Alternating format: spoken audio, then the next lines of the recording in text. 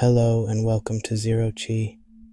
Today I'm going to be talking about procrastination, and I'll be giving a summary of the book, Procrastination, Why You Do It, What to Do About It, by Burka and Lenora M. Yuen. But before I get into the book, I want to talk about my personal experience with procrastination. I used to think procrastination was just a part of who I was. I think I've struggled with it all of my life.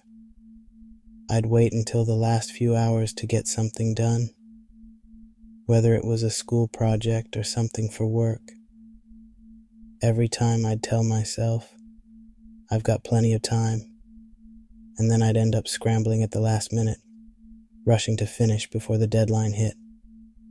Somehow, I always managed to pull it off, but if I'm being honest, I put myself through way more stress than necessary.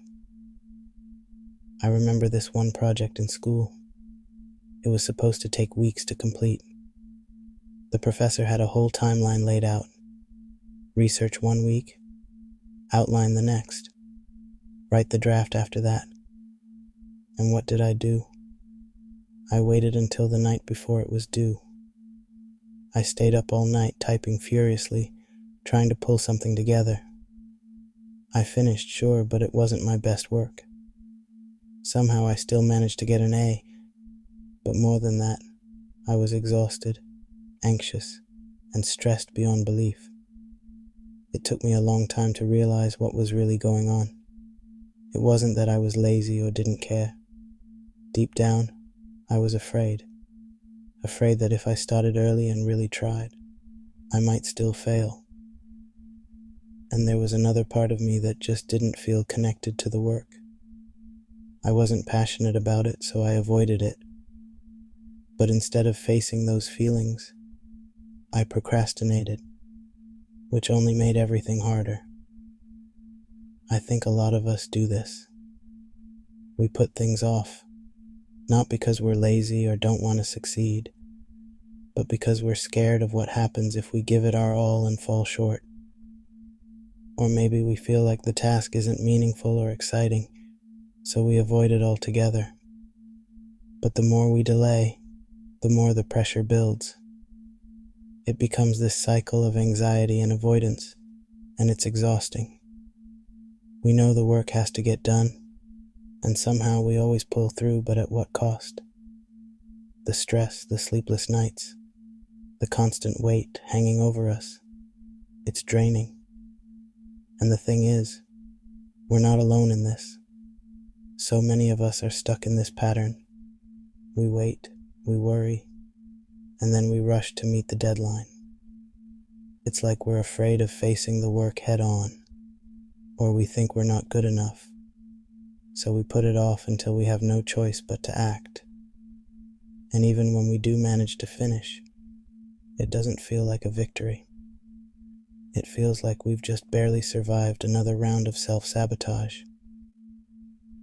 But let me ask you something. Have you ever found yourself in that same spot? Have you ever waited until the last minute to finish something because the fear or anxiety was too much to face? Maybe you were worried it wouldn't be good enough, or maybe the task just felt overwhelming. If that sounds familiar, just know you're not alone. We've all been there. But what if we could change that? What if we could break the cycle and stop putting ourselves through unnecessary stress? Let's be real. Breaking the cycle of procrastination isn't easy. It's deeply tied to our fears, anxieties, and even how we see ourselves and our capabilities. But the good news is that we don't have to stay stuck in that loop. There are ways to understand why we procrastinate and how to finally take control of it. One resource that's been incredibly helpful for so many people is the book, Procrastination, Why You Do It, What to Do About It, by Burka and Lenora M. Yuen. This book dives deep into the root causes of procrastination and offers practical strategies to help us move forward. let me walk you through the key insights from it. Part 1. Understanding Procrastination. Burka and Yuen begin by discussing procrastination as more than just a time management issue. It's often rooted in fear, self-doubt, and inner conflict. They argue that procrastination is a deeply ingrained habit tied to emotions like anxiety, fear of failure, fear of success, and perfectionism. The authors assert that procrastination is not simply laziness, but a psychological defense mechanism. Common psychological roots. Fear of failure. Many people procrastinate because they are terrified of failing. By delaying tasks, they protect themselves from the judgment they fear would come with an unsuccessful result. This creates a temporary sense of relief, but worsens feelings of inadequacy in the long run. Fear of success. Procrastination also stems from the fear of success and the pressure that comes with it. If success brings more attention, responsibilities, or expectations, people may feel anxious and delay taking action. Perfectionism. A recurring theme is that perfectionism can fuel procrastination. The belief that everything must be flawless before it can be started or finished leads to paralysis and ultimately procrastination. Burka and Yuen present procrastination as a paradox. The more we delay something to avoid discomfort, the more stressed and guilty we feel about putting it off, creating a vicious cycle of avoidance. Then there's procrastination as an identity. The authors argue that procrastination isn't just a habit. It's tied to how people view themselves. They identify specific procrastination identities that people unconsciously adopt, which shape their thinking and behavior. The 5 primary identities of procrastinators. 1. The Renaissance person. Juggling multiple passions. This individual procrastinates to avoid committing to one path, preserving the illusion of potential success in many areas. 2. The miracle worker. Thrives on last-minute pressure, believing they perform best under stress, but often at the cost of their mental and emotional well-being. 3. The saint. Sacrifices personal tasks to help others, framing their procrastination as selflessness, which leads to burnout. The lovable clown. Uses humor to mask procrastination, deflecting criticism while avoiding deeper fears of failure. 5. The blank slate. Delays tasks due to fear of making the wrong choice, waiting for the perfect plan or inspiration that never arrives. Part 2. Overcoming Procrastination. The second part of the book provides a comprehensive roadmap to overcoming procrastination by tackling both the emotional and practical aspects. By understanding the fears and myths driving procrastination and adopting new habits, readers can transform their behavior. The authors provide actionable advice, grounded in self-awareness and self-compassion, encouraging readers to take control of their time and unlock their potential. There's basically 8 steps to overcoming procrastination. 1. Understanding the emotional barriers. Addressing fear of failure. The authors emphasize that many procrastinators delay tasks because they fear not being able to meet their or others' expectations. The fear of failure is often paralyzing, and by avoiding starting a task, procrastinators can avoid facing potential disappointment. Key strategy: reframe failure as an opportunity to learn, not as a measure of self-worth. The book encourages readers to focus on progress rather than perfection and to practice self-compassion. Addressing fear of success. Surprisingly, fear of success can also trigger procrastination. Achieving success often brings new responsibilities, expectations, or visibility that can be daunting. Key strategy: focus on the positive outcomes of success, such as personal growth and fulfillment, and gradually confront any fears about handling future responsibilities. Practicing mindfulness helps address anxieties related to success. Perfectionism. Perfectionism can fuel procrastination because people become so focused on getting everything exactly right that they never begin. The fear of not doing a perfect job can lead to endless delays. Key strategy: set realistic, achievable standards. The book advises starting small, accepting imperfections, and prioritizing completion over perfection. 2. Shifting your mindset, reassessing your beliefs. Procrastinators often believe they need to be in the right mood or have the perfect conditions to start working. These beliefs keep them stuck. Key strategy: the authors suggest breaking these myths by understanding that motivation often follows action rather than precedes it. Starting small tasks, even when you don't feel like it, helps build momentum. Developing self-compassion. Procrastination often leads to a cycle of guilt and self-criticism, making it harder to change behavior. The authors emphasize the importance of being kind to yourself. Key strategy: practice self-forgiveness and compassion, focusing on gradual improvement instead of perfection. Treat yourself with kindness, understanding that procrastination is often linked to deeper fears, not laziness. 3. Breaking the emotional cycle, confronting avoidance patterns. Procrastination is often a way of avoiding discomfort. The authors outline how avoidance becomes a habit, and over time, it reinforces feelings of guilt and failure. Key strategy: acknowledge avoidance behavior and confront it head-on. The book suggests identifying the discomfort or fear that leads to avoidance and directly facing it, one step at a time. Tools like journaling or cognitive behavioral exercises can help. 4. Building productive habits, goal setting and task management. Setting vague or unrealistic goals often leads to procrastination. The book highlights the importance of clear, manageable tasks. Key strategy: break down large tasks into smaller, actionable steps. Use tools like to-do lists, time blocking, or prioritization techniques, such as the Eisenhower matrix, to stay on track. Start with the easiest or most manageable part of a task to create momentum. Time management techniques. Time management is crucial for overcoming procrastination. The authors recommend several strategies for effective time use. The Pomodoro technique.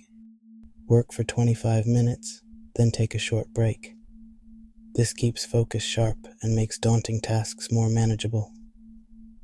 Prioritization. Focus on the most important and urgent tasks first, using prioritization methods like the ABC method, assigning tasks A, B, or C based on importance. Set deadlines. Even for tasks without a formal deadline, creating one for yourself encourages action. Public accountability, like sharing deadlines with others, can also be helpful. Taking action without waiting for motivation. I mentioned this in shifting your mindset, but this also applies to creating productive habits. Waiting for the right moment or inspiration is a common procrastination trap.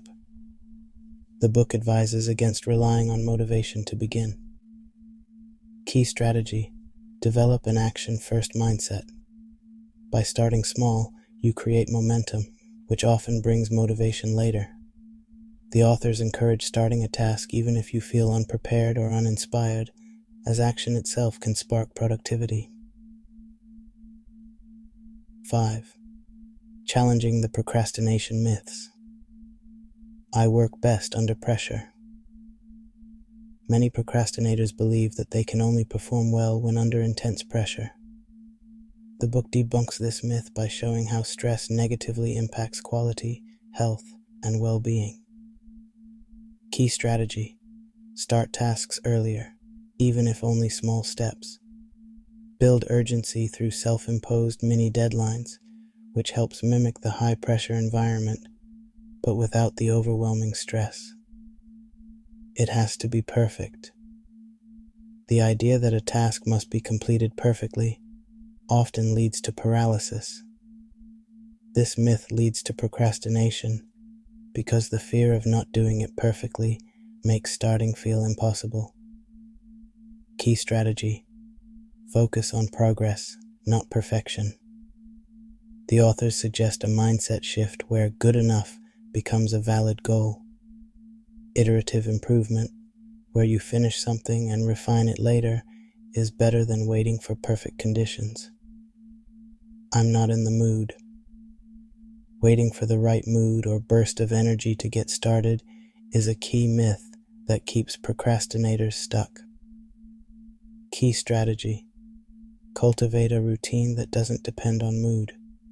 Setting a fixed schedule for work or using rituals to get started helps bypass the need for the perfect feeling.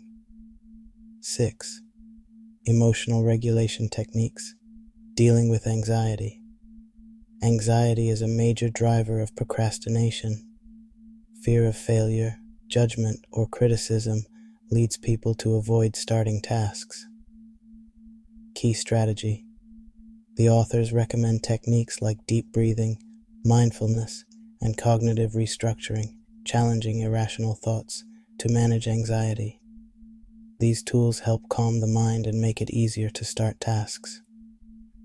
Tolerating discomfort. Procrastinators often avoid tasks because they want to avoid the discomfort of the task itself, whether it's boring, difficult, or emotionally challenging. Key strategy: build tolerance for discomfort by gradually exposing yourself to uncomfortable tasks. Start with smaller tasks that cause less discomfort and work your way up. This desensitization helps build resilience. 7. Building accountability. External accountability. The book emphasizes the importance of involving others to keep yourself accountable. Sharing goals with a trusted friend, coach, or group can help you stay on track. Key strategy: create systems of accountability by checking in regularly with someone who can hold you to your deadlines. You can also join a productivity group or use online tools to publicly track progress. Internal accountability. Beyond external support, building self-accountability is key to overcoming procrastination. The authors suggest developing internal systems to track progress and reflect on setbacks. Key strategy: keep a journal to document your progress and reflect on what strategies are working. Self-reflection helps you learn from failures and keep yourself moving forward. 8. Creating a sustainable work-life balance, managing burnout. Overcoming procrastination doesn't mean constantly working. The book emphasizes the need for balance to avoid burnout. Key strategy: schedule regular breaks and downtime. The authors suggest adopting a work smarter, not harder mentality by focusing on deep, meaningful work rather than overloading yourself with endless tasks. Self-care. Taking care of your physical and mental health is essential to productivity. The book encourages developing routines that support well-being. Key strategy: incorporate self-care practices into your daily routine, like regular exercise, sleep, and time for relaxation. These help maintain energy and focus, preventing the exhaustion that often leads to procrastination. Additional tools. Throughout the book, Burka and Yuen include worksheets and exercises that help readers identify their own procrastination patterns. These tools guide readers in assessing the underlying emotional barriers to their productivity and provide structured approaches to practicing new habits. The exercises are designed to foster self-awareness and gradual behavioral change, encouraging readers to take small, manageable steps toward breaking the cycle of procrastination. Why is this book different? What sets this book apart from other self-help books is its psychological depth. It explores the emotional complexities behind procrastination, blending personal stories, client experiences, and insights from the author's professional expertise as psychologists. The authors offer a holistic approach, addressing the core fears and insecurities that drive procrastination. Conclusion: Procrastination. Why you do it, what to do about it, is more than just a guide to time management. It's an exploration of the psychological roots of procrastination and a roadmap for change. By tackling both emotional and practical aspects, the authors provide readers with the tools they need to break the cycle of delay and achieve their goals. A key takeaway from the book is that by changing your mindset, by reframing failure, success, and perfectionism, you can create lasting behavioral changes that lead to more productivity and personal fulfillment. Whether you're a chronic procrastinator or just looking to boost productivity, this book offers valuable insights and strategies for lasting change. Thank you all for joining me today to explore the insights from Procrastination, why you do it, what to do about it. Remember, the journey to overcoming procrastination is not just about managing time. It's about understanding ourselves and confronting the fears that hold us back.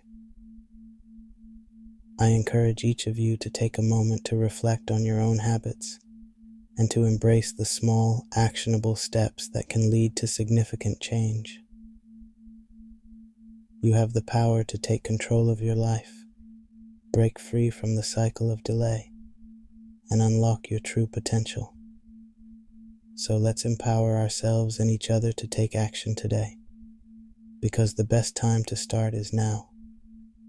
Thanks again. I love you. Namaste.